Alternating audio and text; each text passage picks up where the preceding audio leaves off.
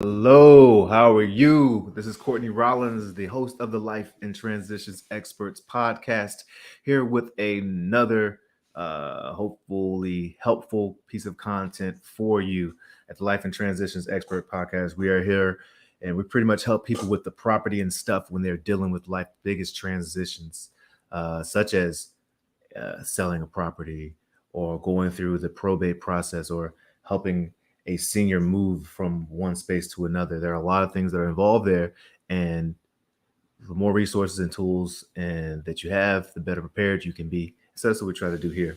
Uh, as I said, I am the host of the podcast. So if you are listening to this, thank you so much.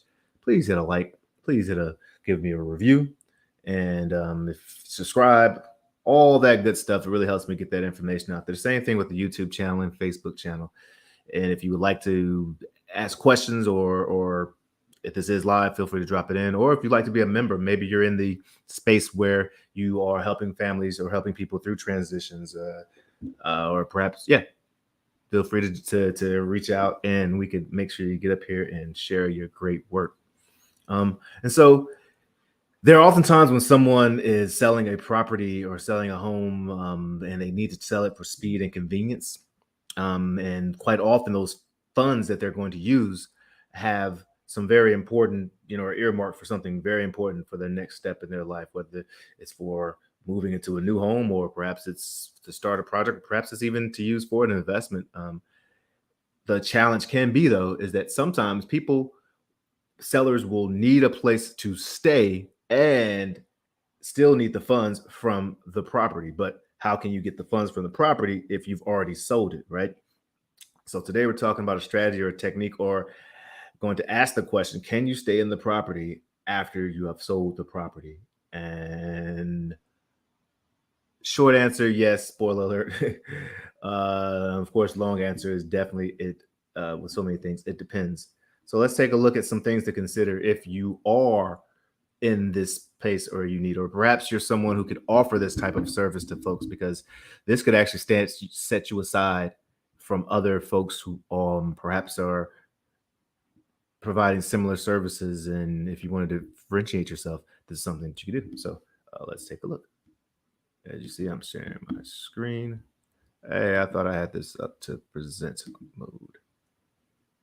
Yes. So stay in property after you sell house for cash. All right. So let's look at a couple of things that you could do. Seller proceeds holdback. This is one that I often use. I actually recently just used it. Actually, the two transactions that I've closed on, the last two transactions closed on this week and next week have seller proceeds holdback. And so in this scenario, all you'll need to do, or all the buyer or the closing attorney or title escrow company that's doing the transaction will need to do, is hold some of the proceeds back from the sale. Sometimes, and the size of it depends on the size of the deal. If you're doing $1 million home, you may actually have like 30,000-40,000 held back. Or let's say if you're expecting $200,000 back, you may hold 30,000-40,000. If you're expecting $10,000 back, they may hold 2,000 in escrow. The buyer doesn't hold on to it, but the closing attorney or the title company that's doing holds the proceeds until the property has been vacated.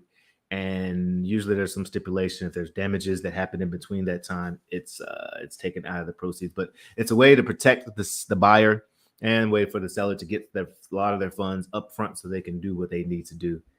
All right. Another one is seller finance. Perhaps the seller could become the bank, and this works really well if the seller, one, is trying to avoid the gains of capital gains that comes when you sell something, and if they're trying to get passive income, because it's usually going to be a monthly payment. But check with your attorneys and CPAs. I'm not an attorney or CPA, not giving financial advice, just sharing my opinion, because there are stipulations to make sure that you can fit certain, tax brackets. Certain facts have to be established.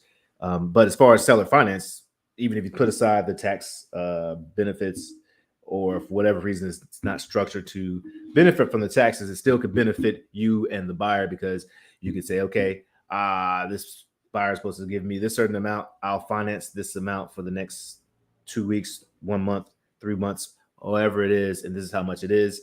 And since it's structured as seller finance, the buyer the proceeds can still go to the seller and give the seller time to stay in the property afterwards. So it's a cool strategy.